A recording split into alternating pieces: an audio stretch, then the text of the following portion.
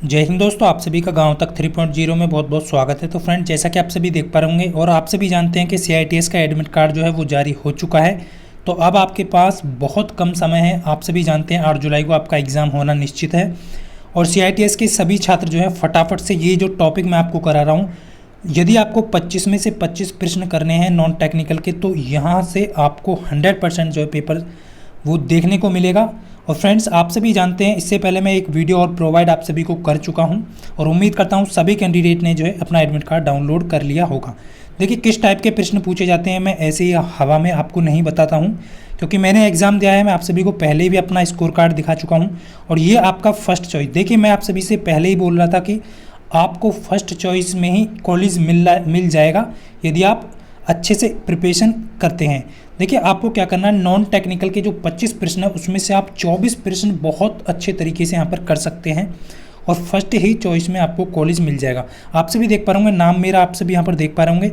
उसके बाद यहाँ पर देखिए, जो NSTI देहरादून का जो कॉलेज है वो सबसे टॉप कॉलेज पे आता है। तो जितने भी कैंडिडेट है, देखिए आप सभी जानते हैं। उसके बाद देखिए, यहाँ पर आप देख पा रहे होंगे ट्रेड आपकी दी गई है और फर्स्ट चॉइस यहाँ पर मुझे अलाउड की गई थी। ये आप सभी को मैं इसलिए दिखा रहा हूँ जिससे कि आप सभी को भरोसा दिला सकूँ कि आप सभी जो है किस टाइप के प्रश्न एग्जाम में पूछे गए जाते हैं। CITS का जो ऑल इंडियन एंट्रेंस एग्जाम होता है, तो मैं खुद दे करके आया हूँ, तो आप सभी को इसलिए बता रहा हूँ। और सारा प्रोसेस मैं आप सभी को यहाँ पर बता दूंगा, किस तरीके से आपको काउंसलिंग करना है, किस तरीके से फर्स्ट चॉइस आपको डालना है, कैसे आपको फर्स्ट चॉइस मिल सकता है, कितने नंबर पर मिल सकता है, उसके लिए एक प्रॉपर वीडियो आप सभी को प्रोवाइड कर दी जाएंगी। थोड़ा सा समय और दीजिए जिससे कि आपका एग्ज़ाम भी हो जाए और आपको अच्छे से यहाँ पर जो है किस कॉलेज में कितनी फ़ीस है वो भी पता चल जाए। अब देखिए, जितने भी कैंडिडेट यहाँ पर नए हैं तो सभी से कहूँगा कि चैनल को सब्सक्राइब करके बेल आइकन को दबा लें, क्योंकि फिर बाद में क्या होता है कि बहुत सारे कैंडिडेट गलतियाँ कर जाते हैं और फिर कहते हैं कि सर हमें तो पता ही नहीं चला। तो आप सभी ये गलती ना करें, सारी डिटेल आप सभी को बहुत अच्छे तरीके से यहाँ पर दी जाएगी। अब देखिए, यहाँ पर आप सभी देख पा रहे होंगे, इससे पहले मैं एक और वीडियो डाल चुका हूँ जो कि लगभग 40 मिनट की वीडियो है और उसमें 25 के 25 प्रश्न मैंने कराए हैं, किस किस टाइप के किस बेस पर पूछे गए हैं वो प्रश्न। अब देखिए, वही टाइप का एक और नेक्स्ट क्वेश्चन आपके सामने है, तो फटाफट से आंसर करेंगे सभी कैंडिडेट।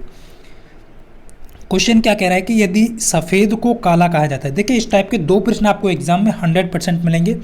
ऐसे ही मैं यहाँ पर नहीं बोल रहा हूँ आप सभी को, तो आप सभी खुद देख पाएंगे। क्या सफ़ेद को काला कहा गया है, काले को लाल कहा गया है, लाल को पीला कहा गया है और पीले को हरा कहा गया है, तो हरे को लाल कहा गया है। इस तरीके से पूछा है। तो मानव का जो रक्त है यहाँ पर आपको बताना है उसका रंग क्या होगा। बहुत सारे कैंडिडेट ऑप्शन में सी ठोक देते हैं, लाल। तो आप सभी को सबसे पहले क्या करना है, आप सभी जानते हैं मानव का जो रंग रक्त है उसका रंग लाल होता है, बट एग्जामिनर ने लाल को यहाँ पर क्या कहा है, आप सभी देख पा रहे होंगे, एग्जामिनर ने लाल को पीला कहा है। तो यहाँ पर जो राइट आंसर होगा पीला होगा, ऑप्शन डी यहाँ पर करेक्ट हो जाएगा। क्लियर है। नेक्स्ट क्वेश्चन की तरफ चलेंगे। देखिए, मैं यहाँ पर ज़्यादा टाइम नहीं लूँगा, वीडियो जो है काफ़ी लेंथी हो जाता है तो आपको भी प्रॉब्लम होता है। तो आप जो है दोनों वीडियो को जरूर देख लें, जिन भी कैंडिडेट को 25 में से 25 प्रश्न करने हैं। और चैनल पर नए हैं तो मैं आपको हर बार बोलता हूँ कि बेल आइकन दबा के प्रेस कर लें और अपने सभी दोस्तों के साथ वीडियो को जो है शेयर जरूर कर दें। देखिए, आप सभी यहाँ पर देख पा रहे होंगे, नेक्स्ट क्वेश्चन इस टाइप का प्रश्न पूछा जाता है कि यदि पूर्व को उत्तर कहा जाता है और पश्चिम को दक्षिण, तो इसी प्रकार सभी दिशाएं बदल दी जाएं तो दक्षिण के स्थान पर कौन सी दिशा होगी। वेरी वेरी इंपॉर्टेंट प्रश्न है और एग्जाम में आपको देखने को मिलेगा। 99.9% इसका मैं दावा करता हूं। बहुत सारे कैंडिडेट यहां पर गलती करते हैं, तो आप सभी जानते हैं यहाँ पर ईस्ट, वेस्ट, नॉर्थ, साउथ। अब देखिए, सबसे पहले यहाँ पर क्या है, पूर्व को उत्तर कहा गया है। तो पूर्व को उत्तर कहा है तो आप सभी देख पा होंगे क्लॉकवाइज जो है 90 डिग्री यहाँ पर घूम गया है। इसी प्रकार आपका यहाँ पर पश्चिम को दक्षिण, ये भी आपका 90 डिग्री क्लॉकवाइज घूम गया है। यानी कि ये जो कंडीशन है आपकी, ये आपकी नॉर्थ पे यहाँ पर ईस्ट पे आ जाएगी और ईस्ट वाली जो कंडीशन है वो यहाँ पर आ जाएगी और ये साउथ वाली जो कंडीशन है वो यहाँ पर पहुँच जाएगी और जो आपकी वेस्ट जो कंडीशन है वो नॉर्थ में पहुँच जाएगी। तो ये आप सभी को ध्यान रखना है। तो आपसे पूछा है दक्षिण के स्थान पर कौन सा आ जाएगा, तो यहाँ पर ईस्ट आ जाएगा, यानी कि पूर्व आ जाएगा। ऑप्शन बी करेक्ट यहाँ पर आपका हो जाएगा। तो इस तरीके से आप क्वेश्चन को जो है सॉल्व कर सकते हैं। उम्मीद करता हूँ आप सभी समझ पाए होंगे। एक बार फिर से आप सभी को कोशिश करना है, जितने भी कैंडिडेट हैं। देखिए, नेक्स्ट क्वेश्चन आपका 2 ट्रेनों की गतियों का अनुपात आपको दिया जाएगा और यदि ट्रेन पहली, यहाँ पर कह रहा है कि दूसरी ट्रेन, देखिए सेकंड ट्रेन की स्पीड दी गई है, सॉरी यहाँ पर जो है सेकंड जो ट्रेन है उसकी स्पीड का रेशो दिया है और यहाँ पर घंटे दिए गए हैं और किलोमीटर। तो आपको क्या करना है, सेकंड जो ट्रेन है उसकी स्पीड निकाल लेनी है आपको। तो आपसे भी देख पा रहे होंगे किलोमीटर प्रति सेकंड मतलब प्रति घंटा जो होता है वो स्पीड होती है। तो 8 से डिवाइड करेंगे तो आपकी 100 किलोमीटर प्रति घंटा आ जाएगी। 100 किलोमीटर प्रति घंटा किसकी आ गई? ये ट्रेन सेकंड की स्पीड है। बट एग्जामिनर कह रहा है, आपसे भी देख पा रहे होंगे, एग्जामिनर क्या कह रहा है 4.5। एग्जामिनर कह रहा है कि स्पीड का जो रेशो है ना S1 और S2 का, वो कितना है? वो 5 ना होकर के 4:5 है। बट निकल के कितनी आ रही है? वो 100। तो ये 5 का 20 गुना है। तो इसी प्रकार ये भी जो फर्स्ट वाली भी 4 का 20 गुना होगी, 80 किलोमीटर प्रति घंटा होगी। ऑप्शन डी करेक्ट हो जाएगा। क्लियर है सभी को? नेक्स्ट क्वेश्चन की तरफ चलेंगे। देखिए क्वेश्चन बहुत अच्छे तरीके से यहाँ पर पूछे जाते हैं और इस टाइप का एक आपको मिक्सचर का यहाँ पर जो है क्वेश्चन मिलने वाला है, जो कि आपका मिक्सचर आप सभी देख पा रहे होंगे, मिश्रण, यानी कि दूध और पानी का अनुपात आपको मिलेगा।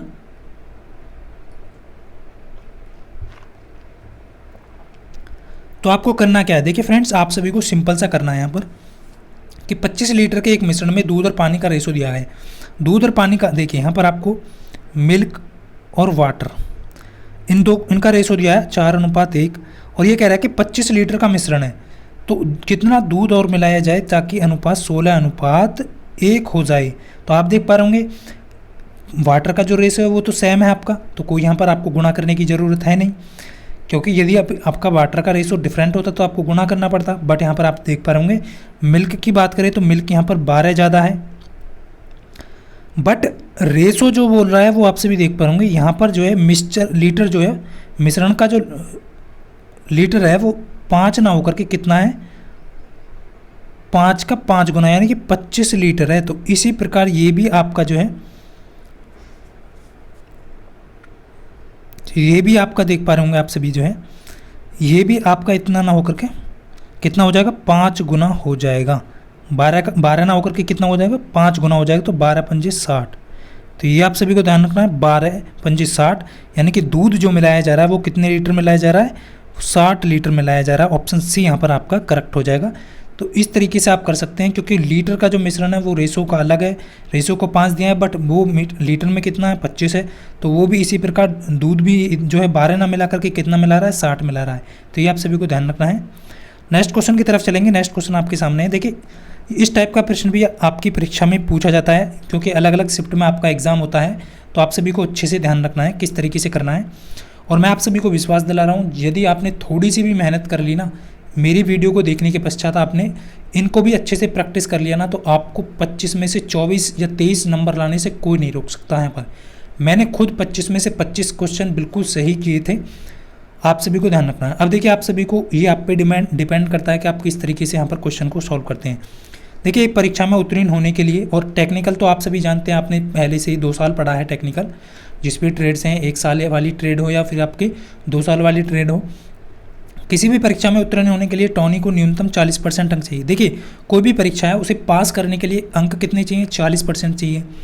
अब कह रहा है कि उसे अंक जो है 120 तो प्राप्त कर लिए उसने, बट 30 अंकों से वो अनुत्तीर्ण हो गया, यानी कि फेल हो गया। कितने नंबर और लाने चाहिए थे उसे जिससे वो पास हो जाता? तो 30 अंक और लाने चाहिए थे। बट परसेंटेज में आप सभी देख पा रहे होंगे 40% पे वो पास होएगा। जो न्यूनतम अंक उत्तीर्ण होने के लिए कितने? 40%। बट एग्जामिनर कह रहा है कि यहाँ पर 120 अंक तो वो ले आया, बट उस पर 30 अंकों से फेल हो गया। तो 30 और लाता तो वो अब तो 150 पे पास हो जाता। क्लियर है सभी को? तो 40% की जो वैल्यू है वो आपकी 150 के इक्वल है। तो आप सभी देख पा रहे होंगे 0 से 0 कट जाएगा। 4% की वैल्यू 15 के बराबर है। तो आप सभी को 100% की वैल्यू निकालनी है। तो 25 की गुना यहाँ पर करेंगे, 25 की यहाँ पर करेंगे, और आप सभी देख पा रहे होंगे। क्लियर है? तो 25 पंजे 125 होगा। हासिल आपका कितना लगेगा? 15 पंजे 15 दूनी 30 और 7 37। ये आप सभी देख पा रहे होंगे। ऑप्शन डी करेक्ट हो जाएगा। 375 इसका करेक्ट आंसर होगा, यानी पूर्णांक जो था वो 375 का था। क्लियर है? उम्मीद करता हूँ सभी कैंडिडेट समझ पाए होंगे। इतनी कैलकुलेशन तो आप सभी कर लेते होंगे जितने भी छात्र हैं, और हो सकता है बहुत सारे छात्र तो ऐसे होते हैं जो फास्ट कैलकुलेशन करते हैं। देखिए 5 क्रमांगत संख्या का औसत दिया गया है, सम संख्याएं। देखिए ध्यान रखना, एग्जामिनर विषम और सम संख्या आपको देगा तो आपको किस तरीके से करना है। औसत 40 है तो इन संख्याओं में से सबसे छोटी संख्या ज्ञात कीजिए। देखिए ना तो आपको यहाँ पर x मानना है, ना आपको यहाँ पर y मानना है। करना कैसे? जब भी आपको 5 क्रमांगत सम संख्याओं का औसत 40 दिया है, देखिए औसत जो है 5 है सम संख्या को, तो औसत बीच वाली संख्या होती है, आप सभी जानते हैं। इससे बड़ी 42 होगी एक, इससे बड़ी एक 44 होगी, इससे बड़ी आपकी यहाँ पर कितनी होगी 38 होगी छोटी, इससे छोटी 36 होगी। तो ये 5 क्रमांकित संख्याएं आप सभी देख पा रहे होंगे जिनका औसत 40 है। औसत आप सभी जानते हैं फर्स्ट और लास्ट को ऐड करेंगे तो आपको औसत आ जाएगा, और आप खुद चेक कर सकते हैं 44 36 को ऐड करके 2 से डिवाइड करेंगे तो 40 आ जाएगा। यहाँ पर 80 को 2 से डिवाइड करेंगे। अब आपसे जो भी पूछा है, बड़ी पूछे छोटी पूछे या छोटी से बड़ी पूछे, जो भी पूछ रहा है वो बताना है सबसे छोटी कौन सी होगी, तो 36 होगी, तो ऑप्शन यहाँ पर बी करेक्ट हो जाएगा। इस तरीके से ध्यान रखना है। विषम हो सम हो आपको अच्छे तरीके से करना है। इस टाइप का प्रश्न बहुत सारे कैंडिडेट गलतियां करते हैं। इस टाइप के प्रश्न में फटाफट से आंसर करें सभी। फ्रेंड्स, यदि आपको वीडियो अच्छा लगता है तो आप लाइक ज़रूर किया करें, और जितने भी आपके पास में ग्रुप हैं, और ग्रुप का लिंक मैंने आपको डिस्क्रिप्शन में दिया हुआ है, तो ग्रुप को सभी कैंडिडेट ज्वाइन कर लें, जिससे कि आने वाली किसी भी नोटिफिकेशन या आपके जो है काउंसलिंग होगी उसकी हर एक अपडेट आपको मैसेज के थ्रू मिलती रहे और वीडियो के थ्रू मिलती रहे। तो ये आप सभी को ध्यान रखना है। अब नेक्स्ट आपका यहाँ पर एक आदमी जो है आप सभी देख पा रहे होंगे 3 रुपये के 10 संतरे खरीदता है और 3 रुपये में 8 के हिसाब से बेचता है, तो लाभ प्रतिशत ज्ञात कीजिए। देखिए यहाँ पर तो लाभ प्रतिशत दिया है, बट एग्जामिनर आपको क्या देगा कि लाभ होगा या प्रतिशत, दोनों में आपको डिफरेंट ध्यान रखना है क्या होगा। तो आपको करना क्या है, सिंपल सा देखिए तरीका है। कॉस्ट प्राइस आपका, और ये आपका सेलिंग प्राइस है। कॉस्ट प्राइस खरीदा कितने, देखिए खरीदे टोटल क्वांटिटी आपको ध्यान रखना है, और कितने रुपए में, सॉरी आप सभी को ध्यान रखना है कि यहाँ पर आप देख पा होंगे कि कॉस्ट प्राइस आपका ये है, सेलिंग प्राइस ये है। आप सभी क्या करते हैं, आप सभी जानते हैं कि टोटल जो आपका जो है कितने रुपए में कितनी वस्तु खरीदी, उसके हिसाब से एक वस्तु की कीमत आ जाएगी। इसी प्रकार आपको जो है 3 रुपये में 8 के हिसाब से बेचा। अब देखिए यहाँ पर दिक्कत क्या होती है कैंडिडेट को, आपको एलसीएम लेना नीचे वाली हर संख्या का। तो आप सभी देख पा रहे होंगे यहाँ पर कितना आएगा, तो आप सभी को एलसीएम लेंगे तो 40 आ जाएगा यहाँ पर, ये भी आपका 40। अब आपको 10 से 40 काटेंगे तो आप सभी देख पा रहे होंगे यहाँ पर 4 बार कटेगा, ये आपका 5 बार जाएगा। आप सभी देख पा रहे होंगे यहाँ पर 4 तिया 12 हो जाएगा कॉस्ट प्राइस, और 5 तिया 15 सेलिंग प्राइस। आप सभी देख पा रहे होंगे कोई वस्तु उसने सीपी जो है वो आपका कितना आया, 12 आया है। सेलिंग प्राइस आपका कितना आ रहा है, सेलिंग प्राइस आपका यहाँ पर 15 है। आप सभी देख पा रहे होंगे 12 की वस्तु पे कितने का प्रॉफिट हो रहा है, 3 का प्रॉफिट हो रहा है, गुना 100 आपको कर देना है। 3 चौक 12, और ये आपका 25% यहाँ पर सही आप जो लाभ प्रतिशत होगा वो होगा 25%। तो क्लियर है सभी को, 4 से आपका 100 को काटेंगे तो 25 आ जाएगा। तो उम्मीद करता हूँ आप सभी समझ पाए होंगे। अब देखिए ये क्वेश्चन है आपका एज से संबंधित क्वेश्चन, आयु से संबंधित प्रश्न है, और फटाफट से करेंगे सभी कैंडिडेट। देखिए एक आदमी अपने बेटे से 24 वर्ष बड़ा है। देखिए ये आपका फादर है और ये उसका सन है। अब आपको कह रहा है कि 24 वर्ष बड़ा है। मान लीजिए सन की जो आयु है वो x है, तो फादर आपका 24 वर्ष बड़ा है तो x + 24 होगा। क्लियर, क्लियर है। अब कह रहा है कि 4 साल बाद, देखिए 4 साल बाद की बात कर रहे हैं, तो x प्लस आपका 24 में से 4 28 हो जाएगा ये, और ये आपका जो है कह रहा है कि उसकी आयु अपने बेटे की आयु की 2 गुनी हो जाती है। तो बेटा जो है वो x + 4 होगा 4 साल बाद, तो इसकी क्या दुगनी हो जाती है वो। अब आपको सिंपल सा करना है x + 28, और ये आपका 2x और प्लस ये आपका 2 चौक 8। x बराबर आपकी वैल्यू आप सब यहाँ पर निकालेंगे तो कितना आ रहा है, 20 आ रहा है यहाँ पर।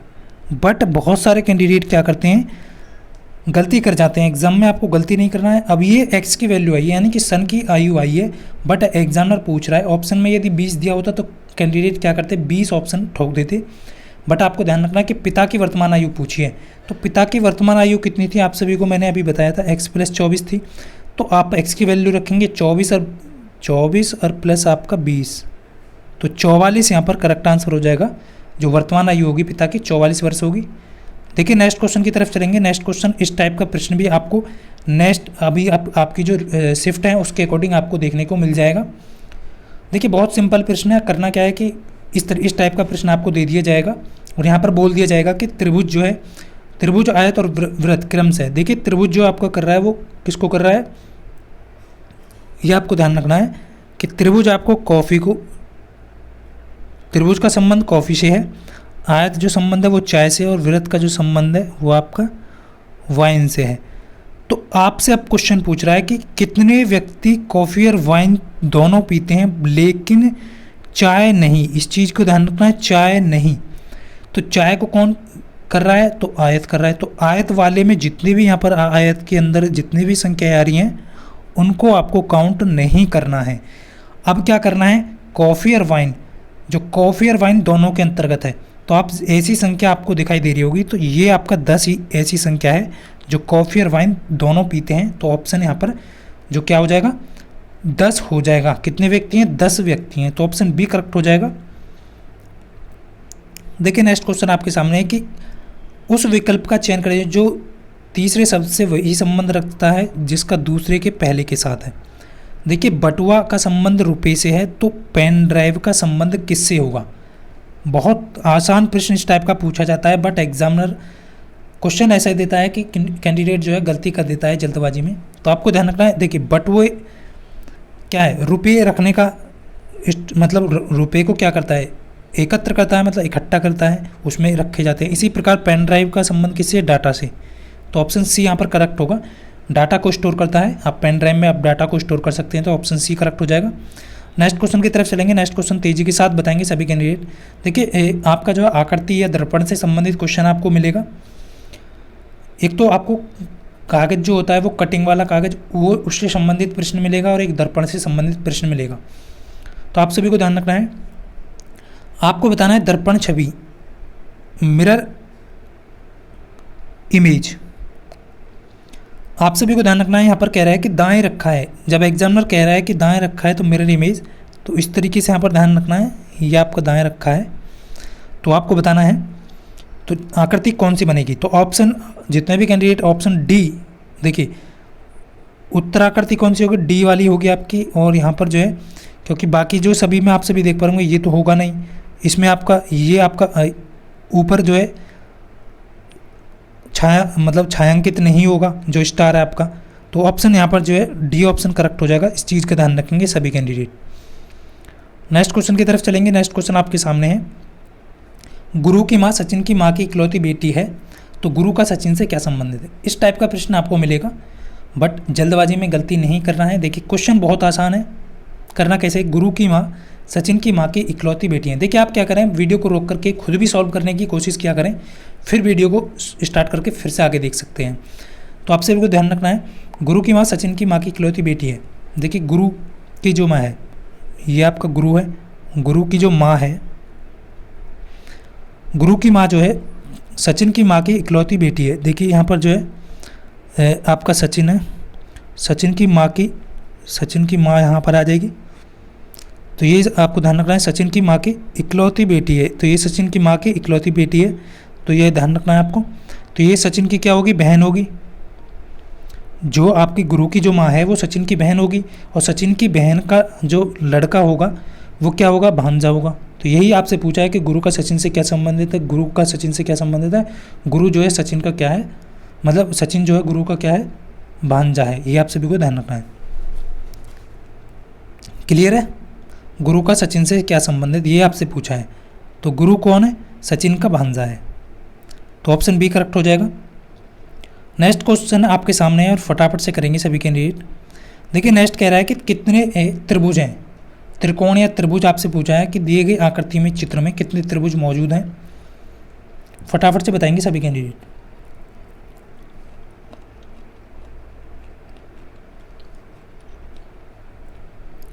तो फ्रेंड्स आप सभी देख पा रहे होंगे यहाँ पर।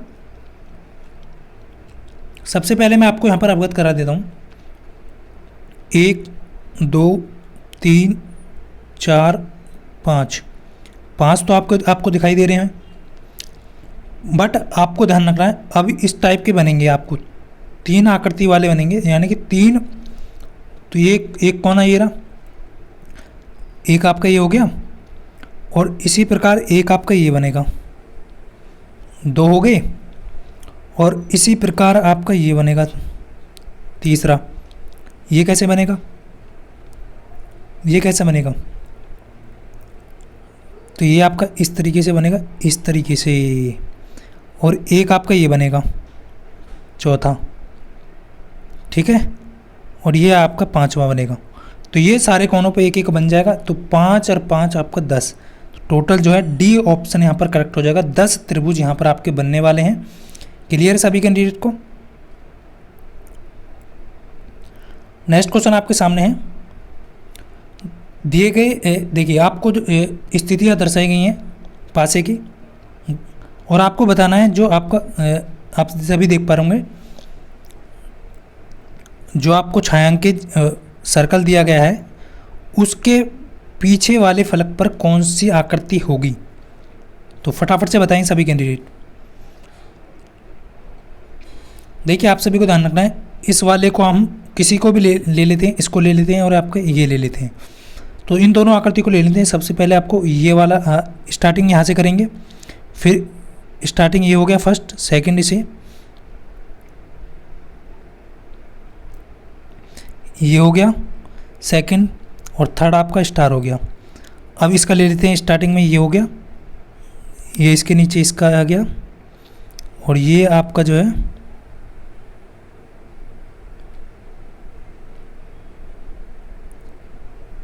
इस तरीके से हो गया, और ये आपका ये आ गया। तो आप सभी देख पा रहे होंगे बाकी जो बचा है इसमें ऑप्शन में क्या भरा है, ये आपका होगा नहीं, क्योंकि इसका तो इससे संबंध है। स्टार, स्टार भी नहीं होगा। स्टार का किससे संबंधित है, तो स्टार का वृत्त से संबंधित है, जो सर्कल है, ओपन सर्कल है। उसके बाद आपका डॉट बचा है, डॉट का संबंध किससे होगा, तो ये आपका इससे होगा नहीं, ऑप्शन सी करेक्ट हो जाएगा यहाँ पर। तो इस तरीके से आप क्वेश्चन को करेंगे, जल्दबाजी नहीं करना है एग्जाम में। चलिए नेक्स्ट क्वेश्चन का जो है आपको आंसर बताना है। देखिए क्वेश्चन क्या कह रहा है, क्वेश्चन आपका कह रहा है, देखिए क्वेश्चन कह रहा है कि आपको परस्पर चिन्हों को बदलने पर दी गई समीकरण को आप संतुलित कैसे कर सकते हैं। तो कौन कौन से चिन्ह आपको यहाँ पर बदलने होंगे जिससे कि आपका जो समीकरण है वो संतुलित हो जाए, यानी कि इक्वल 13 हो जाए। तो आप सभी फ्रेंड्स यहाँ पर देख पाएंगे, ऐसी ऑप्शन डी होगा इसका करेक्ट आंसर। कैसे होगा, भाग को प्लस कर देते हैं, गुणा आपका 5 8 और प्लस को आपको भाग करना है, बस इतना सा करना है आपको। आप सभी यहाँ पर देख पाएंगे ये 4 हो जाएगा और ये 5 हो जाएगा, प्लस आपका 3 हो जाएगा, 5 चौक 20 हो जाएगा, और 20 और प्लस 3 हो जाएगा, और माइनस के 10 हो जाएगा। तो इससे 10 जाएगा तो आपका 13 बचेगा यहाँ पर। तो ये आपका राइट आंसर ऑप्शन डी हो जाएगा करेक्ट। भाग को प्लस से चेंज करेंगे। नेक्स्ट क्वेश्चन आपके सामने है कि प्रश्नवाचक चिन्ह के स्थान पर क्या होगा। दी गई श्रृंखला को पूरा करना है, सीरीज दी गई है आपको, उसको आपको पूरा करना है। फटाफट से आंसर करें सभी कैंडिडेट। देखिए आंसर भी किया करें सभी कैंडिडेट। देखिए आप सभी यहाँ पर देख पा रहे होंगे 6 के बाद 7 के बाद 11 के बाद 20 के बाद 36। आप सभी देख पा रहे होंगे यहाँ पर 1, यहाँ पर आपका 4, यहाँ पर आपके 9, और यहाँ पर आपका जो है 16।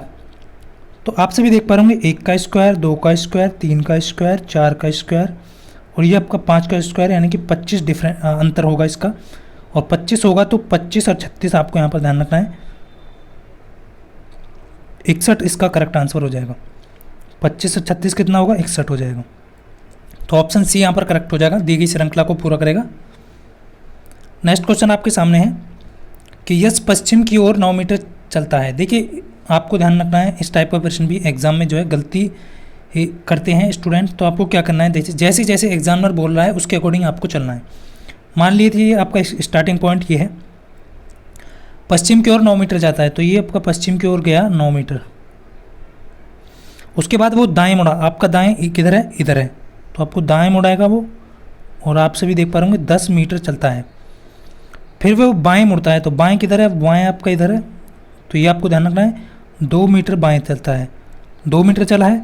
उसके बाद फिर एक बार पुनः वह बाएं मुड़ा है, तो बाएं इधर मुड़ेगा, तो ये आपका बाएं मुड़ा है, चलता है।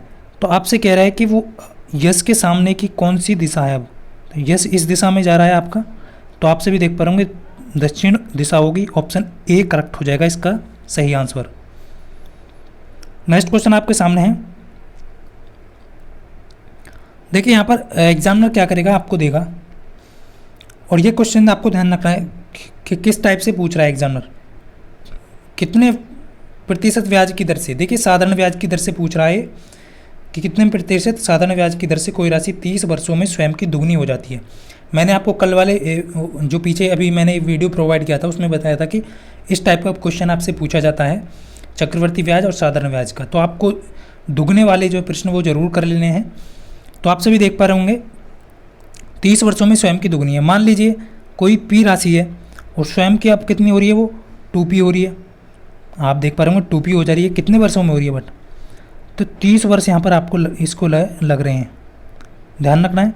अब आप देख पा रहे होंगे ब्याज जो है वो कितना हुआ है, कोई भी धनराशि पे p से वो 2p हो गई है, यानी कि 1 रुपये का 2 रुपये हो गया है। तो ब्याज कितना मिला है उस पर आपको 30 वर्षों में 1 रुपया मिला है।